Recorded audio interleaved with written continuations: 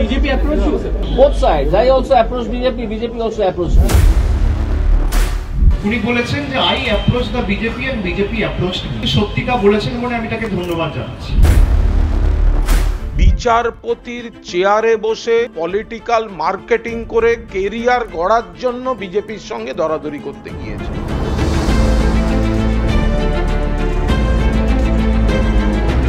বিজেপির যারা নেতা তারা আমার নাম নেয় না, তারা ভাববাচ্চে কথা বলে। আর প্রাক্তন বিচারপতি, আমি প্রাক্তন বলছি তার কারণ হচ্ছে উনি ইতিমধ্যেই ওনার রেজিগনেশন টেন্ডার করেছেন। আর প্রাক্তন বিচারপতিও ভাববাচ্চে কথা বলেছে, আমার নাম নেয়নি। সুতরাং এই মিলটা খুব ইন্টারেস্টিং।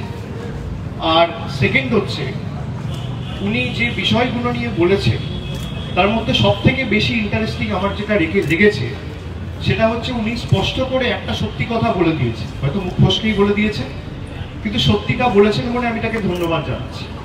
উনি বলেছেন যে I approach the BJP and BJP approach me. এটা খুব ইন্টারেস্টিং।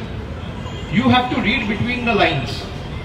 উনি তার মানে স্পষ্ট করে বলছেন যে আমি যখন বিচার ব্যবস্থায় বিচারকের চেয়ারে বসে বিভিন্ন শুনানিতে আমার রায় দিয়েছি বা আমার এজলাসে যে সমস্ত ঘটনা শুনানি হয়েছে সেই সময়ে বিজেপি আমার সাথে যোগাযোগে ছিল এবং আমি বিজেপির সাথে যোগাযোগে ছিলাম। বাকিটা আমি সাধারণ মানুষের কাছে ছেড়ে দিলাম। তার কথা থেকে স্পষ্ট তিনি চেয়ারে বসে থাকাকালীন ছুটি নিয়ে নিজে থেকে বিজেপির সঙ্গে কথা বলতে গেছিলেন। এটা কি করে বিচার ব্যবস্থায় হতে পারে? যিনি তখনও চাকরি ছাড়েননি, তখনও ইস্তফা দেননি, তিনি বলেছেন আমি বিজেপিকে অ্যাপ্রোচ করেছি অথবা বিজেপি আমায় অ্যাপ্রোচ করেছে। But the talks were on when না তিনি চেয়ারে বসেছিলেন, তিনি ছুটি নিয়ে গেছেন।